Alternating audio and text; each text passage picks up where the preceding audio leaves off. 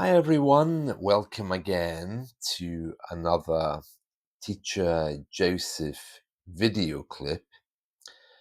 Well, this week we've been exploring British people's attitude towards food. And as you could hear from some of the podcasts and video clips, food for British people has not been terribly exciting over the years. That is changing though, and we are seeing celebrity chefs appearing like Gordon Ramsay, for example, and other people who are trying to make food somehow more exciting. Many of us, including myself, don't really pay much attention to TV cooks, but certainly, from my point of view, I am getting more and more excited about food. I remember my grandmother because when she used to cook, and she really didn't like cooking, she honestly felt that food was not something to be celebrated. But when she did cook, she would insult the food to try to control it. I can remember her boiling potatoes and making desserts while talking to the food and saying things like, "Oh, you swine, oh, you're not cooking properly, you're useless." And even then, I was a little bit shocked. I mean, this was 40 years ago almost. But that was her way of doing things. And it shows that we didn't really treat food as something which we felt was going to be good for us. It was something to be controlled. Perhaps that's just something that comes from the British mindset. Anyway, things are changing. Life here is changing also. It seems in some ways to be getting faster, but yet we seem more interested in what was or what were alternative things.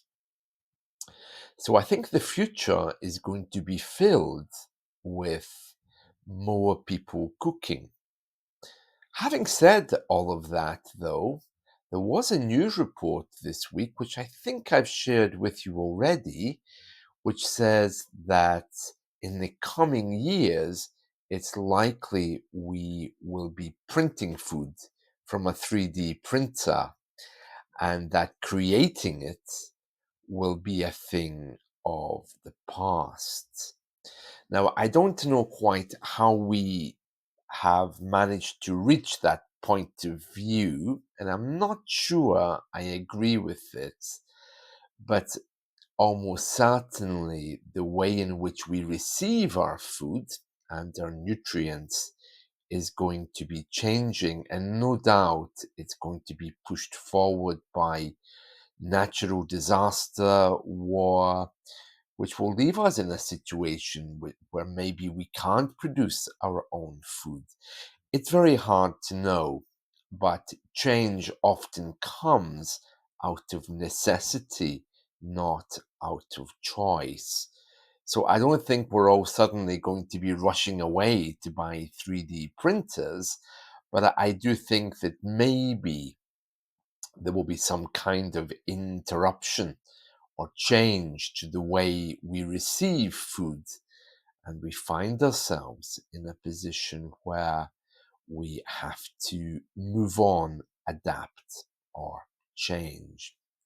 It's difficult to know exactly what the future is going to look like, but one thing's for sure: while on one hand we are embracing creativity and beginning to get more into our creative side, on the other hand, I'm just not sure that food is going to be the way that we do that in the future. If we look at music, for example, in the 19th century, many people here had pianos, and it was perfectly normal to entertain people by playing the piano after dinner. But if you fast forward to today, that isn't the case. And now we have an MP3 playlist, which I suppose we create, but we're no longer making the music, are we? It's done usually by songwriters, then it's artificially processed to give us the songs. Music performances are becoming more and more processed. Anyway, I'm not here today to talk about music. I'm here today just to finish off talking about food. Now, a few of you have asked me about the elephant in the room, which was an idiom from our weekly lesson. The elephant in the room is all about when something is big and bulky and in the way, and we need to walk around that thing, avoid that thing, but nobody ever talks about the thing itself. So when we say in English there's an elephant in the room, what we're saying is that there is some mood, some problem there which isn't moving. And we need to work around it. We need to try to look over it, walk around it, walk under it, but it's not actually being removed. As a metaphor around the dinner table or when a family comes together, often we can't speak directly to each other because of this elephant in the room. Many things which weren't said years ago, which we're carrying with us, which creates this atmosphere. So that's where the elephant in the room idiom comes from. It's when you're in a very uncomfortable situation, but it's difficult to understand the whole mechanics of that. Well, I hope you've enjoyed this weekly lesson.